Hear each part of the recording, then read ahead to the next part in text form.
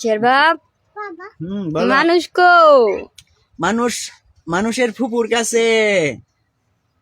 আমাদের ঘরটা হয়ে গেলে আমরা একসাথেই ঘুমাইতে পারবো সবাই, তাই না? আমি না হ্যাঁ এক ঘরে আমরা থাকতে পারবো। হুম এখন তো আমাদের এই দুইটা বাবাজি আমাদের সাইরা রাত্রের বেলা আমাদের সাইরা থাকে ওর দাদা দাদির কাছে।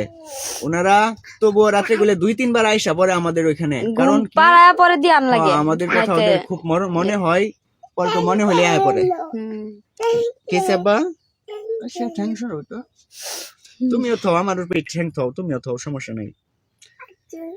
এই যে রাত্রি 12টার সময় একবার আসে, 3টার সময় আরেকবার আসা পরে এইভাবে ঘুম পাতায় পাতায় গুলে ফ্রেন্ড লাগে আর দাদি করে ওখানে।